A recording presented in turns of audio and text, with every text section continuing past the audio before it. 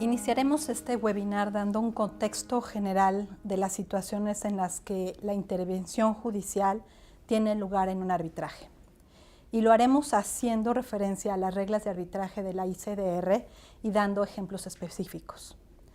Se debe partir del principio que para estar en medida de iniciar un arbitraje conforme a las reglas de la ICDR, se requiere de un acuerdo de las partes para tal efecto.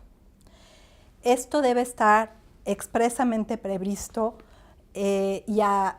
por las partes y se incluye en el artículo 1 de las reglas de arbitraje. Una vez que las partes han voluntariamente acordado someterse al arbitraje, dicho acuerdo es obligatorio para ambas partes.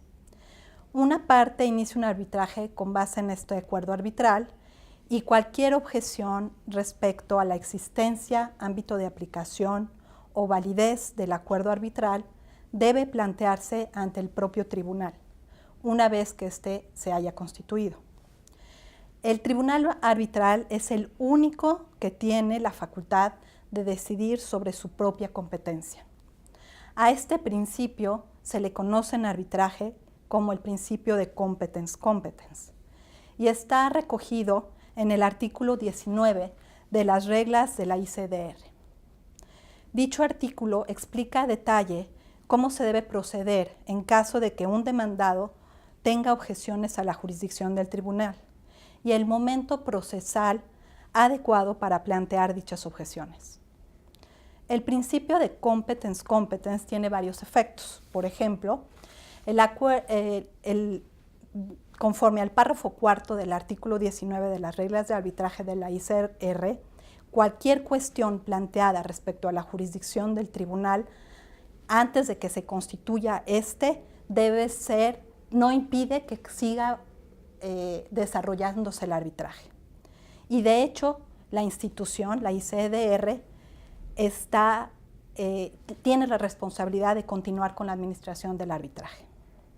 Este principio también tiene como consecuencia que un juez no debe intervenir para impedir que el tribunal decida cuestiones de competencia.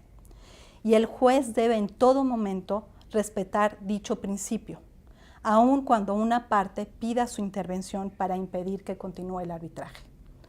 Y ahora cedo la palabra a mis colegas. Sí, efectivamente, como dices, Gabriela, es importante tener en mente que el sustento del arbitraje es el acuerdo de las partes y eso lleva a el tema de que lo que regula el arbitraje es el reglamento, en este caso el reglamento ICDR y la ley arbitral del foro.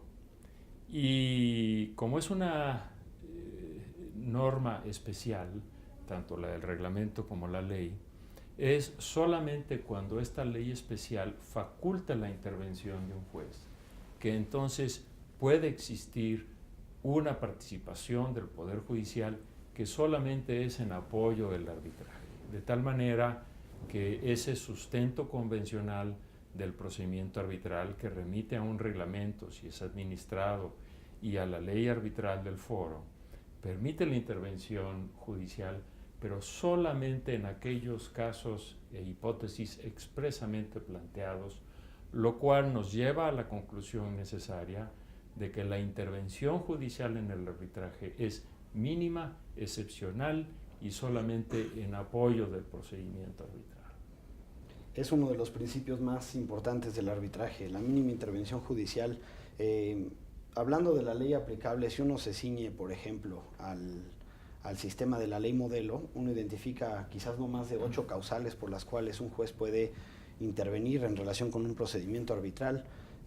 Tenemos, por ejemplo, la ejecución del acuerdo arbitral que surge cuando alguna parte lleva una acción judicial que tiene relación con una cláusula arbitral. La otra parte puede solicitar al juez que las remita al arbitraje para que sea en ese lugar donde se diriman las controversias. Desde luego está el pronunciamiento del árbitro en relación con su propia competencia. Si ese pronunciamiento ocurre antes del laudo final, pues también puede haber una decisión del juez revisando la conclusión del árbitro.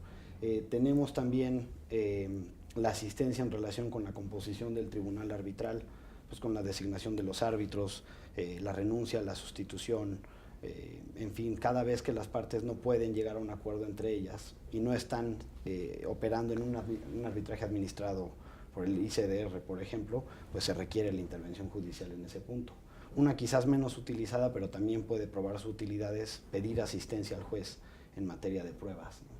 Y no solamente esas que son fundamentales, sino otras más dentro de este campo limitado de intervención judicial, como por ejemplo la consulta sobre los honorarios de los árbitros, siempre y cuando sea un arbitraje ad hoc, porque si es un arbitraje administrado, pues evidentemente se aplicarán los anexos del propio reglamento que refieren a un arancel o a una cuota por hora, y no solamente los honorarios, sino el dictado de medidas cautelares, porque las medidas cautelares pueden ser solicitadas al juez de Estado antes del inicio del procedimiento o ya iniciado el procedimiento en circunstancias excepcionales, de tal manera que, como los árbitros no tienen imperio, se pide entonces en un momento determinado una medida cautelar al juez de Estado que la puede conceder.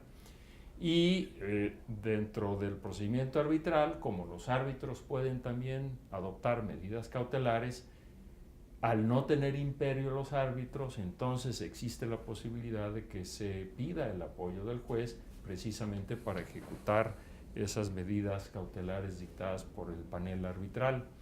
Y lo que es más importante y más frecuente y que más conocemos en la práctica es la intervención judicial en los temas de la posible nulidad del laudo arbitral o del reconocimiento y ejecución del laudo arbitral. Y eso conforma las hipótesis limitadas, excepcionales, en donde el juez puede intervenir en apoyo del arbitraje.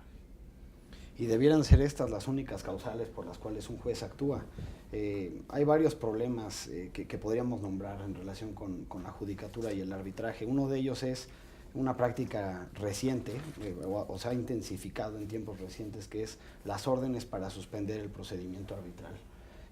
La primera pregunta que uno tendría que hacerse es si este tipo de intervención está previsto en ley, y la respuesta simple es que no, y en la medida en que no está previsto en ley, pues podríamos estar hablando de órdenes que son ilegales desde ese punto de vista.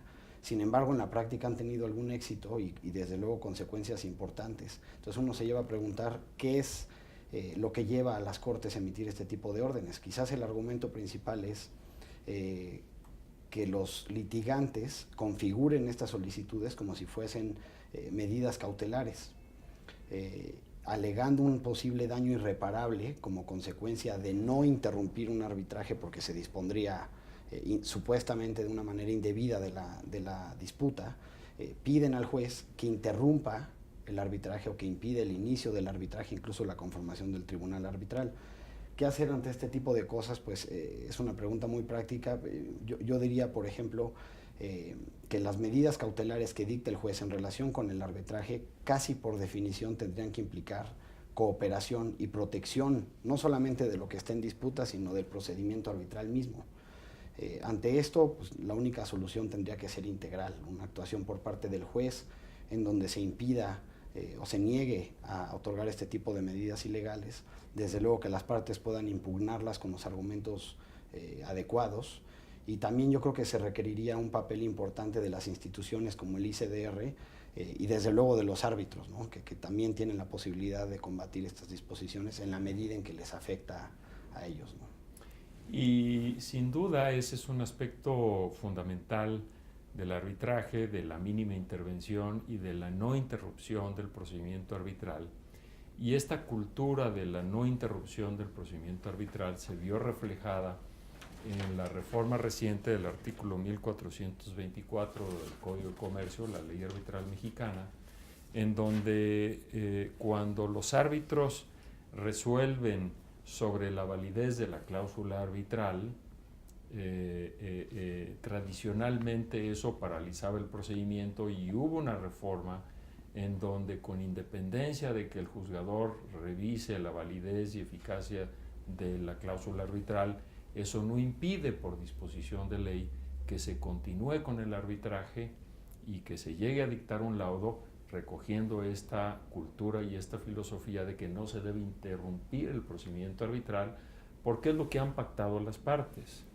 si este principio que ahora refleja el artículo 1424 lo recogemos y finalmente lo aplicamos en forma extensiva a este problema que tú señalas, y esto se entiende por el Poder Judicial, pues claramente sería contra natura que un juez ordene la suspensión de un procedimiento arbitral, porque va en contra de la filosofía y principios que están ahora reflejados en este artículo 1424.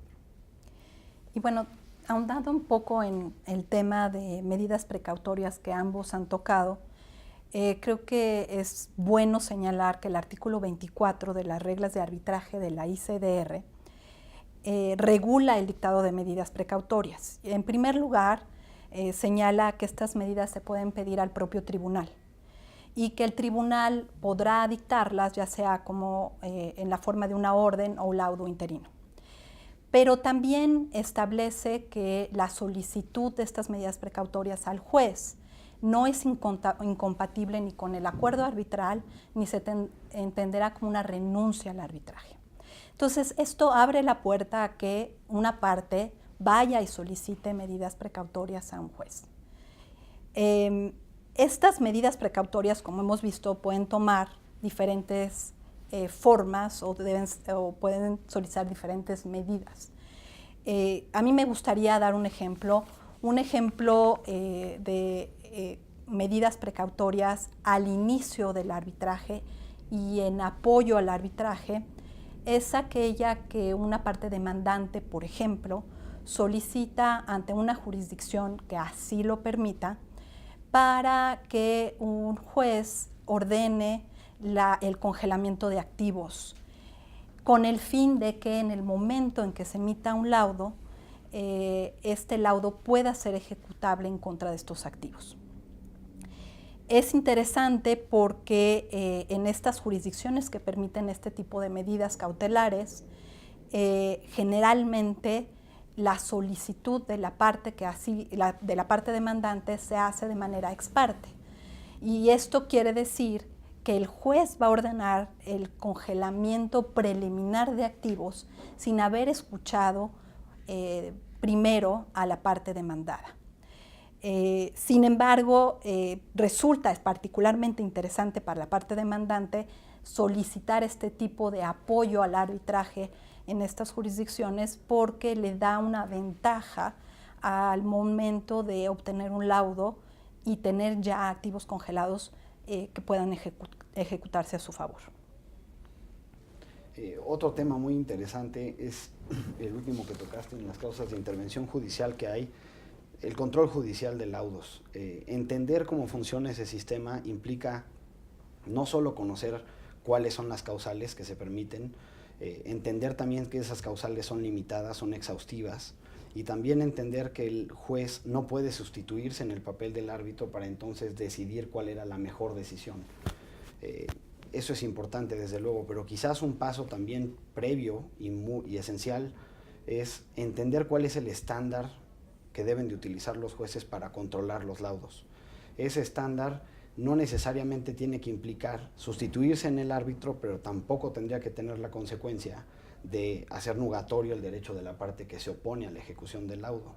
Y quizás la clave esté se puede ejemplificar en una resolución reciente de la Suprema Corte de México, en donde la Corte lo que dijo fue, cuando se está alegando la violación del contrato de las partes sobre el procedimiento, lo primero que hay que preguntarse es si ese contrato es claro o vago y requiere una interpretación. Si es vago y requiere una interpretación, entonces tiene que haber una deferencia particular hacia el árbitro y anular solamente en los casos verdaderamente extremos y palmarios. Por contra, si el caso es muy claro y los términos del contrato son precisos, pues el juez tiene la facultad y la obligación de anular aquellos laudos que van en contra de lo que pactaron las partes. Pues esto que dices es muy interesante, porque uno de los problemas que tenemos es que se ha utilizado el concepto de orden público como una vasija en donde todo mundo trata de incluir ahí argumentos que son improcedentes para tratar de anular un laudo.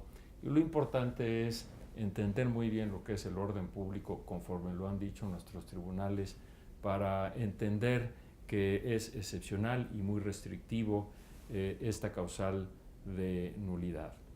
Creo que con estas ideas básicas hemos dado un panorama de muchas normas que se aplican al arbitraje, con el ánimo, desde luego, de que se entienda mejor su filosofía, este muy interesante método alternativo de solución de conflictos.